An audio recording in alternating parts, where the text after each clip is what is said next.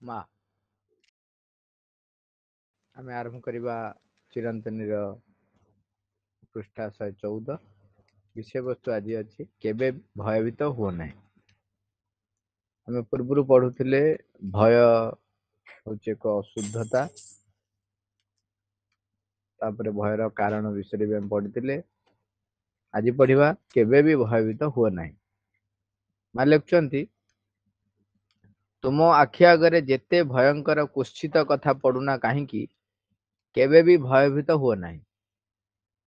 ତୁମ ଭିତରେ କେବଳ ଯେ ଭୟ ରହିବ ନାହିଁ ତା ନୁହେଁ, କୌଣସି ବିରକ୍ତି ବା ଅସହିଷ୍ଣୁତା ମଧ୍ୟ ରହିବ ନାହିଁ। କେବଳ ସମ୍ପୂର୍ଣ୍ଣ ଏକ ନିଶ୍ଚଳତା ଏବଂ ଚେଷ୍ଟା କର ସେତେବେଳେ ଯେତେ ଦୂର ସମ୍ଭବ ଶୁଦ୍ଧ ଏବଂ ପ୍ରଶାନ୍ତ ରହିବା ପାଇଁ। ତାପରେ ଯାହା କିଛି ଘଟୁନା କାହିଁକି, ହୋଇପାରେ ସେହି ଅହେତୁକି ଭୟଟି ତୁମେ ନିଜେ ଗଠନ କରିଛ କିମ୍ବା ଏହା ଅନ୍ୟଠାରୁ ଆସିଛି। ହୋଇପାରେ ଏହା ଏକ ଆକ୍ରମଣ କିମ୍ବା ଏକ କୁତ୍ସିତ ସ୍ଥାନ। ଯାହା କିଛି ହେଉନା କାହିଁକି, ସବୁ କିଛି ଠିକ ହୋଇଯିବ।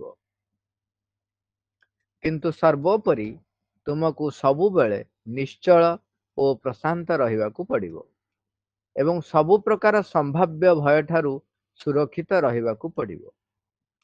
ବ୍ୟତିବ୍ୟସ୍ତ ହୋଇପଡ ନାହିଁ, ସଂକୁଚିତ ହୋଇଯାଅ ନାହିଁ, ସେପରି କିଛି ହୁଅ ନାହିଁ। କେବଳ ସମ୍ପୂର୍ଣ୍ଣ ଶାନ୍ତ ରହିବ ଏବଂ ସେହି ପ୍ରକାର ଭୟ ଅନୁଭବ ଠାରୁ ପୃଥକ ରହିବ। ତାହେଲେ କିଛି ମନ୍ଦ ଘଟିବ ନାହିଁ, ଆଦୌ ଘଟିବ ନାହିଁ। ଏପରିକି ଯଦି ଜଣେ ପ୍ରକୃତ ଶତ୍ରୁ ତୁମ ଉପରେ ଆକ୍ରମଣ କରିବାକୁ ଆସେ, ଏ ପରିସ୍ଥିତିରେ ସେ ଦୁର୍ବଳ ହୋଇଯାଏ। ସବୁ କ୍ଷେତ୍ରରେ କୌଣସି ବ୍ୟତିକ୍ରମ ନଥାଇ ଯାହା କିଛି ଘଟୁନା କାହିଁକି, ନିଶ୍ଚଳ ଓ ପ୍ରଶାନ୍ତ ରୁହ। ଏକ ବିଶୁଦ୍ଧ ଶାନ୍ତି ଏବଂ ଈଶ୍ୱରଙ୍କ କରୁଣା ଉପରେ ସମ୍ପୂର୍ଣ୍ଣ ବିଶ୍ୱାସ ଓ ନିର୍ଭରଶୀଳତା ରଖ। ଯଦି ଏହା ରଖିପାର, ତେବେ ନିଶ୍ଚିନ୍ତ ଥାଅ ଯେ ତୁମର କିଛି ବିପଦ ଘଟିବ ନାହିଁ। କେବେ ବି ଭୟଭୀତ ହୁଅ ନାହିଁ। ଏଇ ଲେଖାଟି ପୂର୍ବରୁ ମାଙ୍କୁ ଯୋଉ ପ୍ରଶ୍ନ କରାଯାଇଥିଲା, ଏଇଟା ମଦର୍ସ ଭଲ୍ୟୁମରୁ ଆସିଛି, ଚିରନ୍ତନ ବହିରେ ସ୍ଥାନ ପାଇଛି। ଜଣେ ତାଙ୍କର ସ୍ୱପ୍ନ କଥା ପଚାରିଛନ୍ତି, ତାରି ଉପରେ ଆନ୍ସର ଦେବାକୁ ଯାଇ ସେ କହୁଛନ୍ତି, ମା ସ୍ୱପ୍ନରେ କଣ କଣ ଘଟିଛି, କେମିତି ସେ ଭୟଭୀତ ହେଇଛନ୍ତି, କଣ କରିଛନ୍ତି, ସେ ବିଷୟରେ କରିଛନ୍ତି। ତାପରେ ମା ତାଙ୍କୁ ଉତ୍ତର ଦେଇଛନ୍ତି ଯେ ତୁମେ କେବେ ବି ଭୟଭୀତ ହୁଅ ନାହିଁ। ସେଠୁ ମା ଲେଖୁଛନ୍ତି କଣ, ତୁମ ଆଖି ଆଗରେ ଯେତେ ଭୟଙ୍କର କୁତ୍ସିତ କଥା ପଡୁନା କାହିଁକି, କେବେ ବି ଭୟଭୀତ ହୁଅ ନାହିଁ। ବେଳେ ବେଳେ ସ୍ୱପ୍ନ ଜଗତରେ ଆମେ ଯେତେବେଳେ ଯାଉ, ଆମେ ଏଠି ଜାଣିଥିବା, ଯେତେବେଳେ ଆମେ ଶୋଇ ପଡୁଛୁ ସେତେବେଳେ ଆମର ଏଇ ଶରୀରଟି, ବାହ୍ୟ ଶରୀର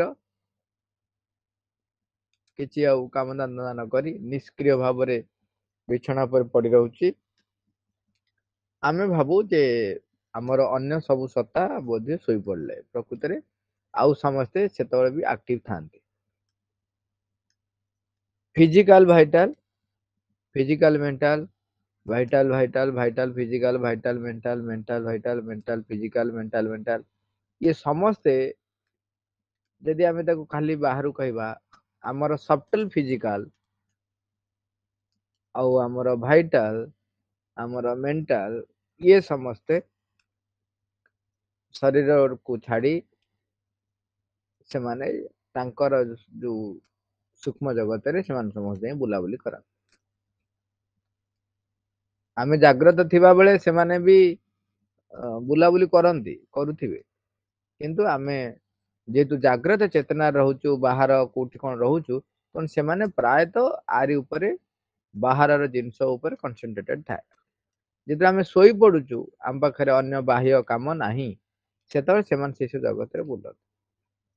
ଯେତେବେଳେ ସେଠି ବୁଲୁଥିବେ, ସେଠି ବହୁତ ପ୍ରକାରର ପ୍ରାଣ ଜଗତର, ଯଦି ଆମେ ଯିବା, ଯୋଉଭଳି ଭାବରେ କେତେ ଗୁଡେ ଘଟଣା ସେଠି ଘଟେ, ସେଗୁଡାକ ଆମ ପାଇଁ ହୁଏତ ଅତି ଭୟଙ୍କର, ଅତି କୁତ୍ସିତ ହେଇପାରେ, ବିକଟାଳ ବି ହେଇପାରେ, ସେତେବେଳେ ଆମେ ଡରି ଯାଉ। ତେଣୁ ମା ଲେଖୁଛନ୍ତି ସେଇଥିପାଇଁ ତୁମ ଆଗରେ ଯେତେ ଭୟଙ୍କର କୁଶ୍ଚିତ କଥା ପଡୁନା କାହିଁକି କେବେ ବି ଭୟଭୀତ ହୁଅ ନାହିଁ। ଆଉ ପୂର୍ବରୁ ଆମେ ମନେ ରଖିଥିବା କଥା ହଉଥିଲେ ସବୁ ଯେ ଭଗବାନଙ୍କ ଉପରେ ବିଶ୍ୱାସର ଅଭାବ ହିଁ ଆମର ଭୟର କାରଣ। ଏଇଟା ହଉଛି ସର୍ବୋପରି, ଏଇଟା ହଉଛି ସତ୍ୟ। ଯଦି ଆମେ ସାଧାରଣ ବ୍ୟକ୍ତିଙ୍କ କଥା କହିବା, ଅଜ୍ଞତା ଭୟର ଏକ ମୁଖ୍ୟ କାରଣ ହେଇ ରହେ। ଏବଂ ବିଶ୍ୱାସ ନ ରହିବାଟା ତ ହଉଛି ସବୁଠାରୁ ସବୁବେଳେ ସର୍ବାଦୌ ମୂଳ କାରଣ। ଯଦି ଭଗବାନଙ୍କ ଉପରେ ବିଶ୍ୱାସ ରହିବ ତାହେଲେ ଅଜ୍ଞତା କଣ କିଛି କାମ କରିବନି। କିନ୍ତୁ ମା ସେଠି ତା ସହିତ ଆଉ କେତେ ଗୋଟେ କଥା କହୁଛନ୍ତି, ଆମେ ଯେତେବେଳେ ଭୟ କରିବା ନାହିଁ, ଭୟଭୀତ ହବା ନାହିଁ, ତା ସହିତ କେବଳ ଭୟ ରହିବ ନାହିଁ, କିନ୍ତୁ ତା ସହିତ ଆଉ କଣ କରିବାକୁ ପଡିବ ମା କହୁଛନ୍ତି, ତୁମ ଭିତରେ କେବଳ ଯେ ଭୟ ରହିବ ନାହିଁ ତା ନୁହେଁ, କୌଣସି ବିରକ୍ତି ବା ଅସହିଷ୍ଣୁତା ମଧ୍ୟ ରହିବ ନାହିଁ।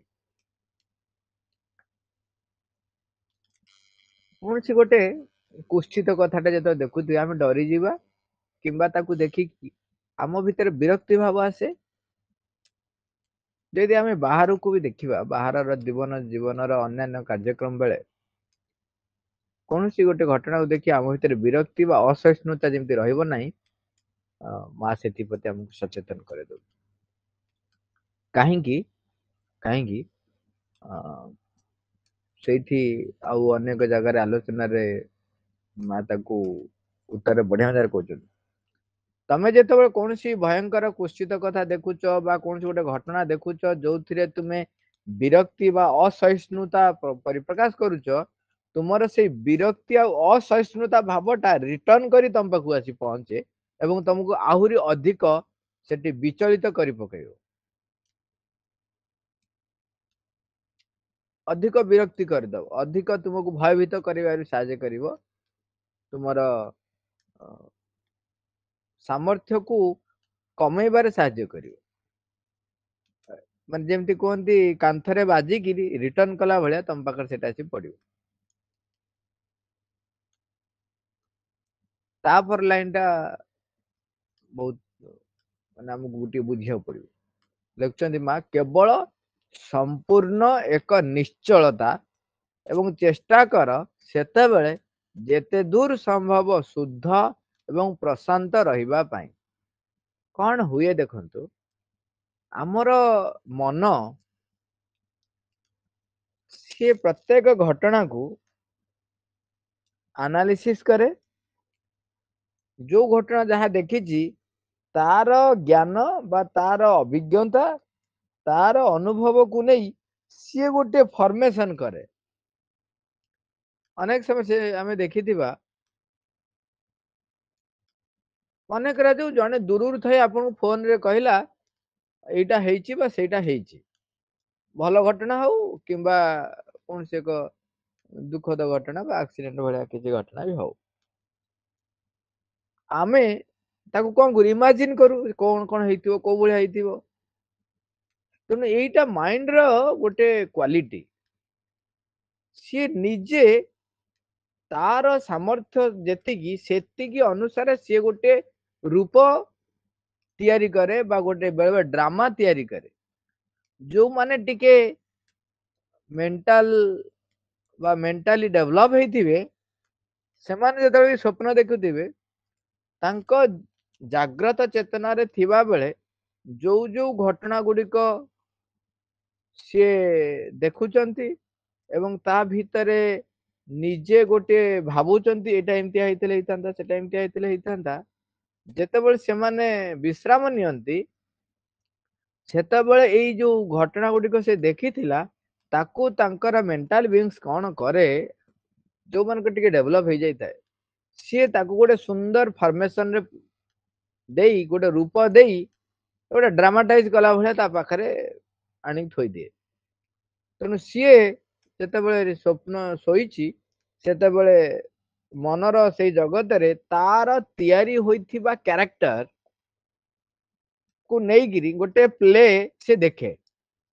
ସେଇ ପ୍ଲେରେ सी जहा जहा इमेजिन कर ताकू नहीं कि गोटे प्ले तैयारी करे माने सी कर दिए प्ले ये गोटे सिचुएशन घटे हुए तो से प्ले रे एक्टर माने अननोन ही थाई पारंती किंबा नोन पर्सन के भी पस्थाई पारंती मन तार कौन करे सब फॉर्मेशन करे तेणु ये सब घटना जो घटव से ये सब जिनस घटे प्राय तेणु माँ से कहते जिते बड़े से जो घटनाटा कौन एक कुत्सित कथा हो बा भयंकर कथा पड़ी जो आमको भय लागू लागिबार संभावना बा गोटे परिवेश तैयारी होती सेतेबेले तुमे कौन प्रकार परिकल्पना करबा नहीं आमे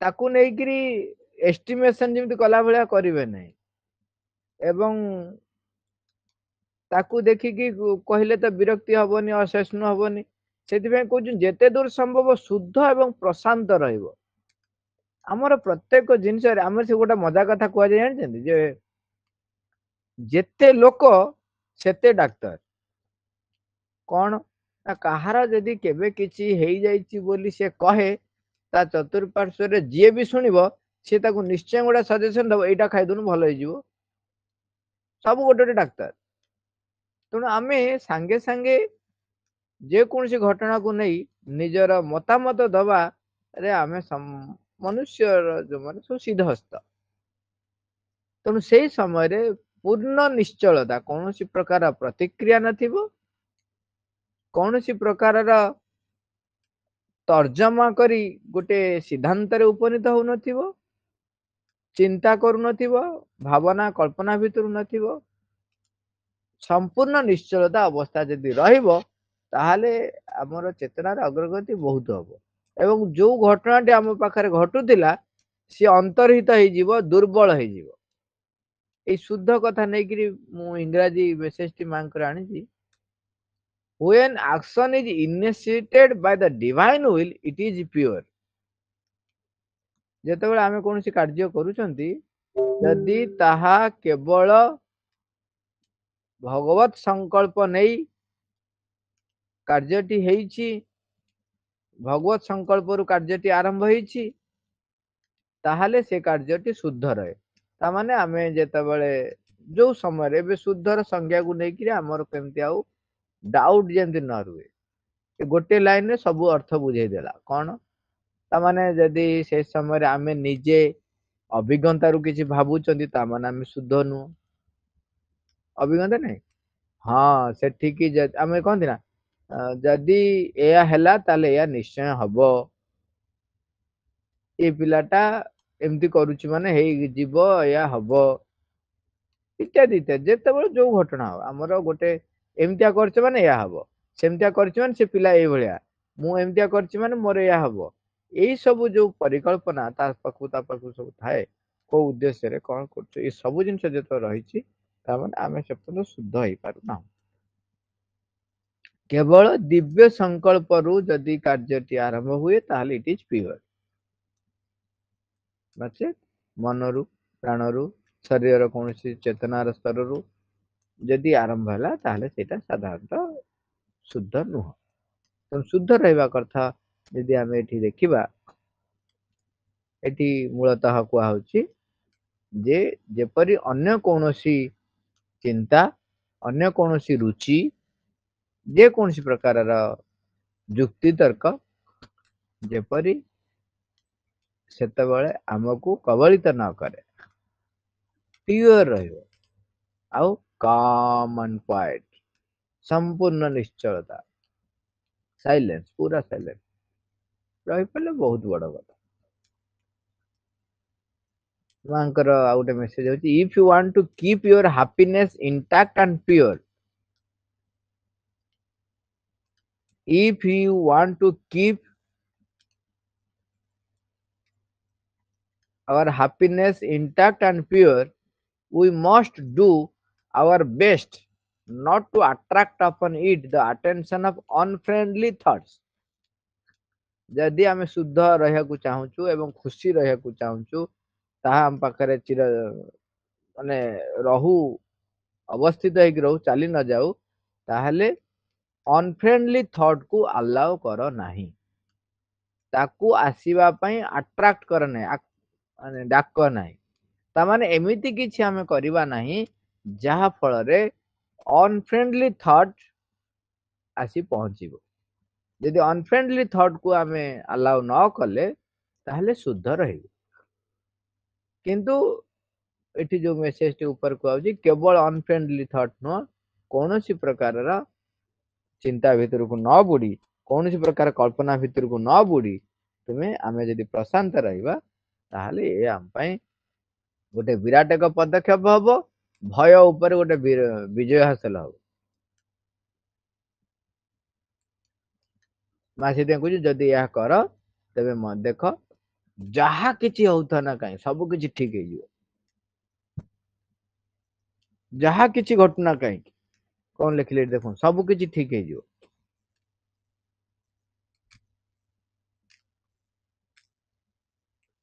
ହଁ, ଏଠି ଆଉ ଗୋଟେ କଥା ଯୋଉଟା କୁହାଯାଇଛି ସେଇଟା ବି ଟିକେ ଆମେ ବୁଝିବା। ଏଠି କହୁଛନ୍ତି ଅହେତୁକି ଭୟଟି ତୁମେ ନିଜେ ଗଠନ କରିଛ କିମ୍ବା ଏହା ଅନ୍ୟ ଠାରୁ ଆସିଛି। ତା ମାନେ ଆମ ପାଖରେ ଯୋଉ ଭୟଟି ଆସେ ବେଳେ ବେଳେ ଆମେ ତାକୁ ନିଜେ ଗଠନ କରିଥାଉ କିମ୍ବା ବାହାରୁ ଆମ ପାଖକୁ ଆସିଥାଏ।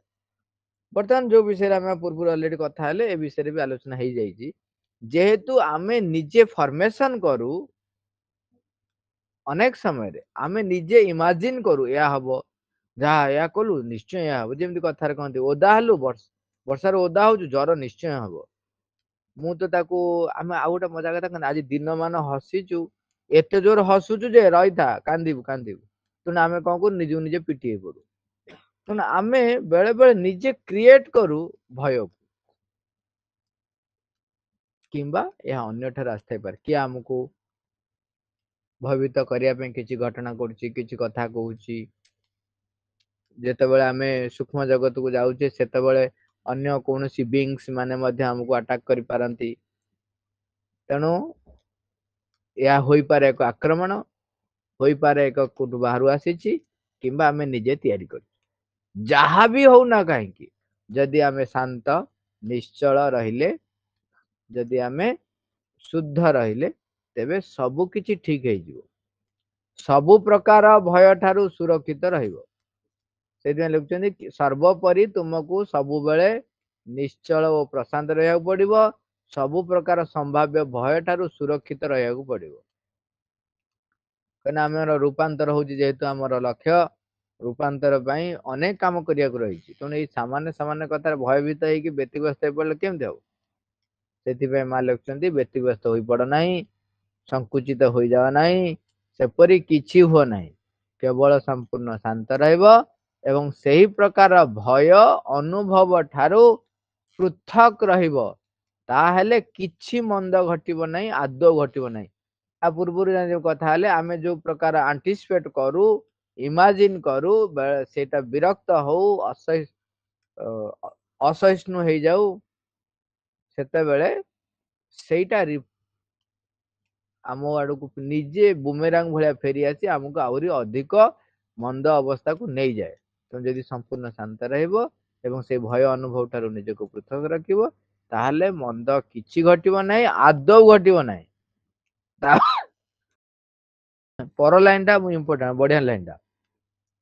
ଜଣେ ସତରେ ଗୋଟେ ପ୍ରକୃତ ଶତ୍ରୁ ଯଦି ଆସିଥବ, ଯଦି ଜଣେ ପ୍ରକୃତ ଶତ୍ରୁ ତୁମ ଉପରେ ଆକ୍ରମଣ କରିବାକୁ ଆସେ, ଏ ପରିସ୍ଥିତିରେ ସେ ଦୁର୍ବଳ ହେଇଯିବ। କୋଉ ପରିସ୍ଥିତିରେ? ଯଦି ଆମେ ସମ୍ପୂର୍ଣ୍ଣ ଶାନ୍ତ ରହିଲେ ଏବଂ ସେ ଭୟର ଯୋଉ ଅନୁଭବ ଯୋଉ ଆମ ଭିତରେ ଆସେ ତା ସହିତ ଆଟାଚ ନହେଇ ବା ଆସକ୍ତି ଯୁକ୍ତ ନହେଇ ତାଠାରୁ ଦୂରେଇକି ରହିଲ, ତାହେଲେ ଯଦି ସତରେ ବି ପ୍ରକୃତ ଶତ୍ରୁ ଆସିଥବ ସେ ଦୁର୍ବଳ ହେଇଯିବ। ଏଇ ପ୍ରକୃତ ଶତ୍ରୁ ଦୁର୍ବଳ ହେଇଯିବାରୁ ଏଇ କୋଶ୍ଚିନ୍ ଟା ଗୋଟେ ଆସେ। ଜଣେ ଥରେ ପଚାରିଥିଲେ, ଏଇ ଆଲୋଚନା ଚାଲିଥିଲା ଭୟଭୀତ ନେଇକି, ତେଣୁ ସିଏ ମାଙ୍କୁ ପଚାରିଲେ, ସେ ପଚାରୁଛନ୍ତି ଯେ ଆପଣ କହିଲେ ଯେ ତୁମେ ତୁମ ଶତ୍ରୁ ଭିତରେ ବି ଯଦି ଭଗବାନଙ୍କୁ ଦେଖିବ ତାହେଲେ ସେ ଶତ୍ରୁ ପରିବର୍ତ୍ତନ ହେଇଯିବ। एटा कौन सत्य कि बुझे एटा बेले बेले आमे कहू लोक के कही दियंती मु सेटा भी मोर से थिला मु पढ़िला पर जानिली जे कौन लिखुचंती हम बेले बेले कहू जे सबु भितर भगवान को देखिबो ठीक वस्तु जीवंत वस्तु हो किंबा बाह्य कठिन वस्तु हो जहाँ भी आमे देखुचु जहाँ आमे छुई पारुचु जहाँ भी हो जीवंत हो किंबा निर्जीव हो ता भितरे आमे भगवान को देखिबा ताहले भगवान जेहेतु सर्वत्र विद्यमान ता भितरे थिबा भगवती बा ता भितरे थिबा भगवान हमको रिप्लाई करिवे तेणु जेतବେଳେ आमे शत्रु को देखुचंती जेतବେଳେ शत्रु को भेट होउचंती ता भितर जदि मु भगवान को देखिबी ताहले से परिवर्तन हेई जिवो यह सत्य कि देखुचंती ना नॉट नेसेसरी सेमती हबो बोली मु कोठी कहि नाही मु कोन कहिची I said either he will be converted or he will run away सीए बदली जीवो किंबा से जगह छाड़ी दौड़ी की पळेबो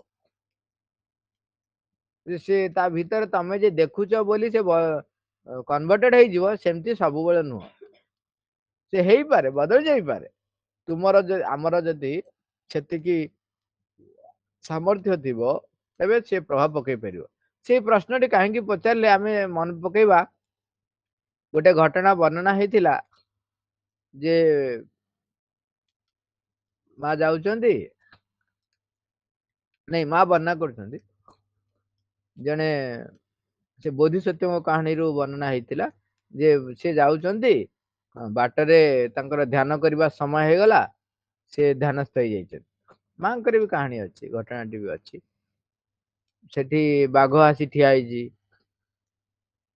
से बाघ आंकर शांत निश्चल अवस्था देखिकी से बाघ भी तांको पाखरे सेमती निश्चल ହେଇକି ରହିଲା ଆଉ ଖାଇलाନି ତାପରେ ପଳେଇଲା ଏଇଭଳିଆ ଘଟଣା ଆମେ ଶୁଣିଛନ୍ତି ସାପ ମାଙ୍କ ବର୍ଣ୍ଣନା ମା ବର୍ଣ୍ଣନା କରୁଛନ୍ତି ସାପ ଗାତରେ ସେ ଗାତ ପାଖରେ କି ସେ ରହି ଯାଇଛନ୍ତି ବସି ପଡିଛନ୍ତି ସେଇଠି ସାପଟି ଫଁ ଫଁ ପୁରା ହଉଛି କିନ୍ତୁ ତାକୁ ତା ଆଖିକୁ ଚାହିଁଲେ ତାପରେ ସେ ଶାନ୍ତ ହେଇକିରି ତାପରେ ଧୀରେ କି ସେ ତାର ସେ ଜାଗା ଛାଡି ପଳେଇଲା ତାପରେ ମା ଦେଖିଲେ ଯେ ଆରେ ସେ ଗାତ ପାଖରେ ରହିଲା ତେଣୁ ସେ ଗାତ ପାଖରେ ଜାଗା ଟା ଛାଡି ଦେଇ ପଳେଇଲା ତାପରେ ସାପ ତାର ଗଲା ଏଠି ଯୋଉ ବାହ୍ୟ ଜୀବଜନ୍ତୁ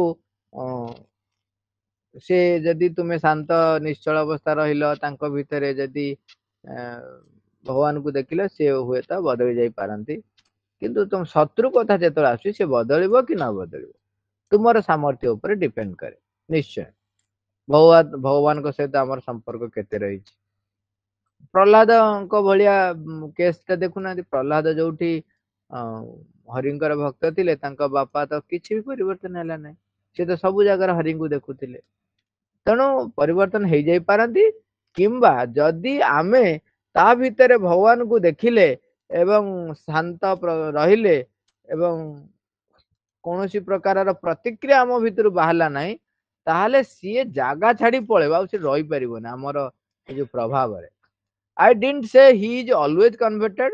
I said if there is the least little rift in his bad will, the thing will enter and then he can suddenly be changed or at any rate become incapable of acting. ସେ ଅସମର୍ଥ ହେଇଯିବ କାମ କରିବା ପାଇଁ but if that is not there well he will go away ଯଦି ସେ ନ ବଦଳିଲା ଯଦି ସେ ନୀରବ ନ ହେଇଗଲା ତାହେଲେ ସେ ଜାଗା ଛାଡି ପଳେଇବ but he won't be able to do anything ସେ କିଛି କରିପାରିବନି ହଁ କୋଉଥିପାଇଁ ଯଦି ଆମେ ସମ୍ପୂର୍ଣ୍ଣ ନିଶ୍ଚଳ ଏବଂ ନୀରବତା ଭିତରେ ରହିପାରିଲେ what I answered is that he won't be able to do anything and if he can do something it is a sign that the state of consciousness you were in was not sufficiently pure and complete ଯଦି ସେ କିଛି କରିପାରିବା ପାଇଁ ସମର୍ଥ ହଉଛି तार अर्थ होची तमे शुद्ध नाह not sufficiently pure and complete तमे पूर्णतः शुद्ध है नाह तेणु आमको पूर्ण निरव एवं निश्चलता भीतर रहा पड़ो से माँ लिखुं सबू क्षेत्र में कौन व्यतिक्रम न थाए जहाँ कि घटुना कहीं निश्चल और प्रशांत रुह एक विशुद्ध शांति ଏବଂ ଈଶ୍ୱରଙ୍କ କରୁଣା ଉପରେ ସମ୍ପୂର୍ଣ୍ଣ ବିଶ୍ୱାସ ଓ ନିର୍ଭରଶୀଳତା ରଖ। ଯଦି ଏହା ରଖିପାର ତେବେ ନିଶ୍ଚିନ୍ତ ଥାଅ ଯେ ତୁମର କିଛି ବିପଦ ଘଟିବ ନାହିଁ। ମା